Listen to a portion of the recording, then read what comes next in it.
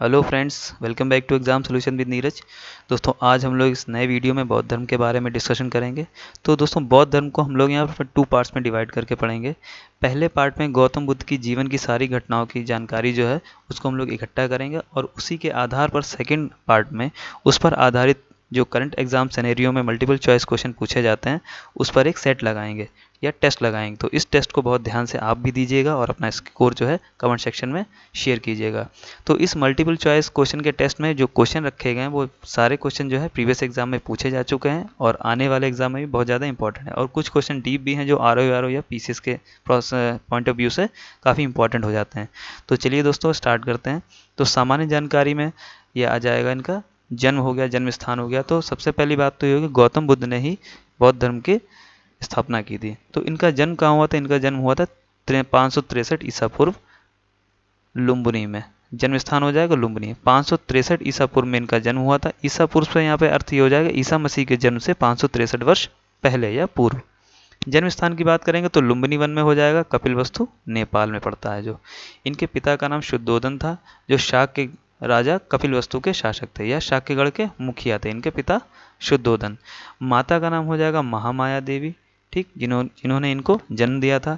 इनके बचपन का नाम हो जाएगा सिद्धार्थ। तो इनके बचपन का नाम पूछा जाता है सिद्धार्थ, और उनके पिता का नाम था शुद्धोदन। ठीक।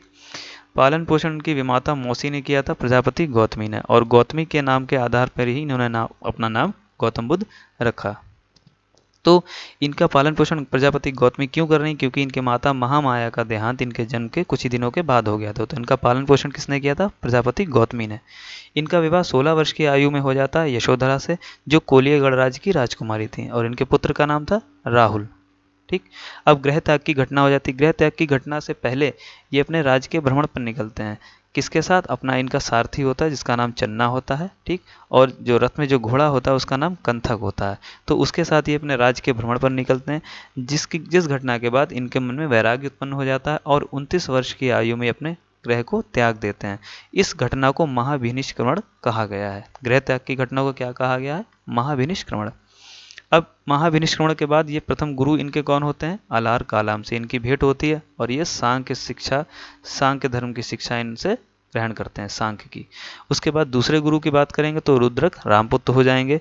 उसके बाद 5 साधकों के साथ ये वहाँ पर तपस्या करते हैं वन में, और ज्ञान प्राप्ति जो होती है 6 वर्ष की कठिन तपस्या के बाद 35 वर्ष की आयु में इनको ज्ञान की प्राप्ति होती है। और दिन कौन सा होता है? वैशाख पूर्णिमा की रात्रि को, अर्धरात्रि को इनको ज्ञान प्राप्त होता है, ज्ञान प्राप्ति। और ज्ञान प्राप्ति के बाद स्थल जो जहाँ पर इन्होंने तपस्या की थी वो बोध गया कहलाया, और बिहार में है वो। और अगर आपसे नदी पूछी जाए कि किस नदी के तट पर इनको ज्ञान प्राप्त हुआ था, तो निरंजना या फल्गु नदी के तट पर। और वृक्ष अगर पूछा जाएगा तो किस वृक्ष के नीचे हुई थी, तो पीपल वृक्ष के नीचे इनको ज्ञान प्राप्त हुआ था, वैशाख पूर्णिमा की अर्धरात्रि को, बोध गया बिहार में। उसके बाद प्रथम उपदेश दिया था सारनाथ, जो कि ऋषिपत्तन के नाम से भी जाना जाता है, और किस भाषा में दिया था? तो पाली भाषा में दिया था। ठीक। भाषा कौन सी? पाली। और इस घटना को कहते हैं धर्म चक्र परिवर्तन। जो प्रथम उपदेश की घटना है इसको धर्म चक्र परिवर्तन कहते हैं। प्रथम उपदेश कहाँ दिया था? तो सारनाथ में दिया था, इसको ऋषिपत्तनम भी कहते हैं, और पाली भाषा में। शिष्य इनके बहुत सारे थे, लेकिन जो प्रमुख शिष्य हो जाएंगे वो आनंद और उपाली हो जाएंगे। सर्वाधिक उपदेश की बात करेंगे तो ये हो जाएगा श्रावस्ती। सबसे ज़्यादा उपदेश कहाँ दिए? श्रावस्ती। बाकी जगह भी इन्होंने उपदेश दिए, तो उनके राज्यों के नाम हो जाएंगे शाक्य, काशी, मगध, अंग, मल्ल, वज्जी, कौशल। ये आदि राज्य हैं जो जहाँ पर इन्होंने विशेष प्रकार से 16 महाजनपदों में से इनमें विशेष प्रकार से इन्होंने अपने धर्म का प्रचार प्रसार किया। अब इनके जीवन के अंत की बात आएगी, तो जीवन का अंत हो गया था 483 ईसा पूर्व। ये डेट याद रखिएगा, 483 ईसा पूर्व। तो अवस्था कितनी थी? 80 वर्ष की अवस्था में देहांत हो गया था। उस दिन भी कौन सा दिन था? वैशाख पूर्णिमा का दिन था। जन्म, मृत्यु और ज्ञान प्राप्ति का दिन सेम है, वैशाख पूर्णिमा। और जो स्थान की अगर बात करें तो कुशीनगर, उत्तर प्रदेश हो जाएगा।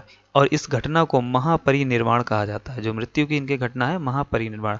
अगर आपसे पूछा जाता है कि किस देश में हुआ था, तो मल्ल देश में हुआ था। ठीक। और जो मल्ल देश का शासक था उस समय वो था चुंद। चुंद के द्वारा दिए गए प्रसाद के कारण ही इनका रक्त अतिसार रोग लग जाता है इनको, और इनका देहांत हो जाता है। ठीक है। तो ये सामान्य जानकारी थी। आगे की जानकारी के बारे में पढ़ते हैं यहाँ पर। तो आगे जो है बुद्ध के जीवन की कुछ घटनाएं और उनके कुछ प्रतीक दे रखे हैं। तो घटना है, यहाँ पर प्रतीक है। तो गर्भ की घटना जो है उसके लिए प्रतीक आता है हाथी। जब ये गर्भ में आए थे तो हाथी इसका प्रतीक है। जन्म के समय की का प्रतीक है कमल, यौवन के समय का प्रतीक हो जाएगा सांड, और ग्रह त्याग की घटना हो जाएगी घोड़ा। ठीक, ज्ञान प्राप्ति के लिए बोधि वृक्ष। ठीक, और समृद्धि के लिए शेर। प्रथम प्रवचन जो दिया था उसके लिए चक्र हो जाएगा प्रतीक, और निर्वाण के लिए पद चिन्ह, ये इंपॉर्टेंट है, निर्वाण के लिए पद चिन्ह, और मृत्यु के लिए स्तूप। यहाँ पर ये दोनों बहुत इंपॉर्टेंट है, 8 और 9, निर्वाण के लिए पद चिन्ह और मृत्यु के लिए स्तूप। इनकी मृत्यु के बाद 4 बौद्ध संगीतियाँ हुई हैं जो बहुत ज़्यादा इंपॉर्टेंट है, यहाँ से बहुत क्वेश्चन पूछे जाते हैं। तो प्रथम जो बौद्ध संगीति थी वो 483 ईसा पूर्व हुई थी। तो स्थान अगर आपसे पूछा जाएगा तो ये हो जाएगा स्थान राजगृह, और अगर अध्यक्ष पूछा जाएगा तो अध्यक्ष हो जाएंगे महाकश्यप, और शासक का नाम यहाँ पे हो जाएगा अजात शत्रु। तो सबसे पहली जो बौद्ध संगीति थी वो राजगृह में महाकश्यप की अध्यक्षता में अजात शत्रु के द्वारा करवाई गई थी 483 ईसा पूर्व में। और इसके 100 साल के बाद 383 ईसा पूर्व में दूसरी या द्वितीय बौद्ध संगीति होती है, कहाँ पर, वैशाली में, और इसकी अध्यक्षता कौन करता है, सभाकामी, और इसका जो शासक होगा वो हो जाएगा कालाशोक। कालाशोक को काकवर्ण भी कहते हैं। और इसी प्रकार अजातशत्रु जो है, अजातशत्रु बिंबिसार का पुत्र था जिसने हर्यक वंश की स्थापना की थी। तीसरी हो जाएगी 250 ईसा पूर्व, ये हो जाएगी पाटलिपुत्र में। तो पाटलिपुत्र जो है उसमें शासक कौन था, अशोक था, और अध्यक्षता की अगर बात पूछी जाएगी तो मोगली पुत्तिस हो जाएंगे। तो शासक कौन है, मौर्य वंश का शासक अशोक महान। चौथी बौद्ध परिषद या बौद्ध संगीति आपसे पूछी जाएगी तो 98 ईसा पूर्व, ये प्रथम शताब्दी भी कहीं कहीं लिखा मिलेगा। कहाँ हुई थी, कुंडलवन, कुंडलवन पड़ता है कश्मीर, कुंडलवन कश्मीर में कनिष्क के शासनकाल में, और अध्यक्ष कौन था, वसुमित्र, वसुमित्र ने इसकी अध्यक्षता की थी, और शासक था कनिष्क। ठीक है, ये 4 बौद्ध परिषद की संगीतियाँ हो गई।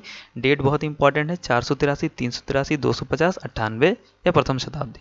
स्थान हो जाएगा राजगृह, वैशाली, पाटलिपुत्र, कुंडलवन, और इनके जो अध्यक्ष हो जाएंगे महाकश्यप, सभाकामी, मोगलीपुत्तिस, वसुमित्र, और शासक जो हो जाएंगे अजातशत्रु, कालाशोक, अशोक और कनिष्क, ये शासकों के नाम हो जाएंगे। उसके बाद त्रिपिटक की बात करते हैं। त्रिपिटक क्या है, महात्मा बुद्ध की मृत्यु के पश्चात उनकी शिक्षाओं को 3 पिटकों में विभाजित किया गया है।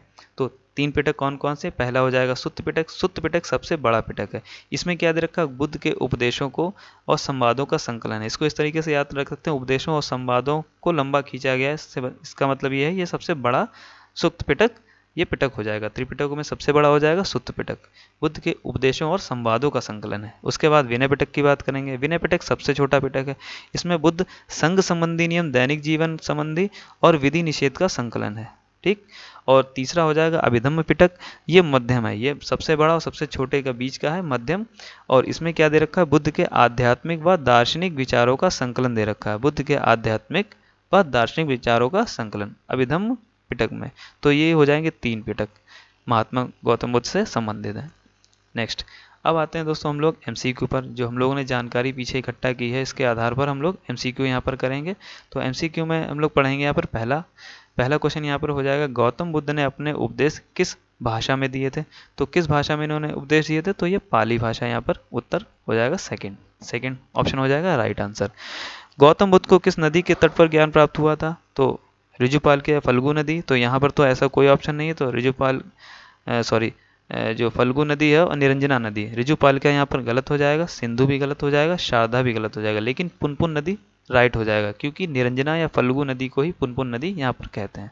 ठीक है, नेक्स्ट हो जाएगा, गौतम बुद्ध का जन्म किस स्थान किसके द्वारा अंकित किया गया है। गौतम बुद्ध का जो जन्म स्थान है किसके द्वारा अंकित किया गया, तो ये कहाँ मिलता है, अशोक मौर्य, अशोक महान जो शासक था मौर्य वंश का, उसके रुमिंद स्तंभ में इसका वर्णन मिलता है कि गौतम बुद्ध का जन्म कहाँ हुआ था, इनके जन्म स्थान के बारे में उसमें जानकारी मिलती है। तो तीसरे क्वेश्चन का ऑप्शन राइट आंसर हो जाएगा ए, अशोक मौर्य का रुमिंद स्तंभ। 4 हो जाएगा, बुद्ध किस वंश से संबंधित है। तो बुद्ध थे शाक्य वंश से संबंधित, ये हम लोग पढ़ चुके हैं पीछे, तो ऑप्शन सी हो जाएगा हमारा राइट आंसर। नेक्स्ट, किस राजा के अभिलेख में सूचना मिलती है या से सूचना मिलती है कि शाक्य मुनि बुद्ध का जन्म लुम्बिनी में हुआ था। अभी लास्ट क्वेश्चन हमारा यही था कि किसके राजा के अभिलेख से मिलता है, तो अशोक के रुमिंदई अभिलेख से हमें यह मिलता है कि शाक्य मुनि बुद्ध का जन्म लुम्बिनी में हुआ था। नेक्स्ट 6 क्वेश्चन हो जाएगा, गौतम बुद्ध को महापरिनिर्वाण किस राज्य में प्राप्त हुआ था। तो राज्य का नाम हो जाएगा मल्ल। ठीक है, और आज शासक हो जाएगा चुंद। नेक्स्ट महापरिनिर्वाण मंदिर कहाँ पर स्थित है। तो महापरिनिर्वाण जो है वो कुशीनगर में स्थित है, ये कुशीनगर में स्थित है महापरिनिर्वाण मंदिर। नेक्स्ट, गौतम बुद्ध ने अपने जीवन की अंतिम वर्षा ऋतु को कहाँ बिताया था? तो ये वैशाली में व्यतीत की थी उन्होंने अंतिम वर्षा ऋतु, और मृत्यु उनकी कहाँ हुई थी? कुशीनगर में। नेक्स्ट, अलार कालाम कौन थे? अलार कालाम इनके प्रथम गुरु थे। तो यहाँ पे ऑप्शन डी इसका राइट आंसर हो जाएगा कि बुद्ध के एक गुरु थे, ठीक। और गुरु कौन से थे? प्रथम गुरु, जिनसे इन्होंने सांख्य दर्शन की शिक्षा प्राप्त की थी। 10th क्वेश्चन हो जाएगा, बुद्ध कौशाम्बी में किसके शासनकाल में भारत, मतलब किसके शासनकाल में आए थे? बुद्ध कौशाम्बी में किसके शासनकाल में आए थे? तो वहां पर कौन शासन कर रहा था? उदयन शासन कर रहा था। उदयन किसका पुत्र था? अजातशत्रु का, और अजातशत्रु था बिंबिसार का, जिसने हरेक वंश की स्थापना की थी।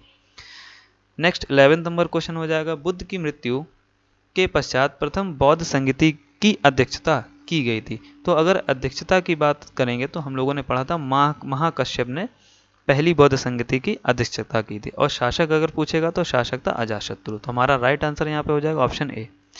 सप्तपर्णी गुफा स्थित है, तो सप्तपर्णी गुफा है राजगृह में, जहाँ पर पहली बौद्ध परिषद या पहली बौद्ध संगति का आयोजन हुआ था राजगृह, और वहीं पर यह सप्तपर्णी गुफा है। तो इसी गुफा में पहली बौद्ध संगति का आयोजन हुआ था। किसकी अध्यक्षता में? महाकश्यप। और किसने करवाई थी? तो अजातशत्रु ने करवाई थी। नेक्स्ट, किस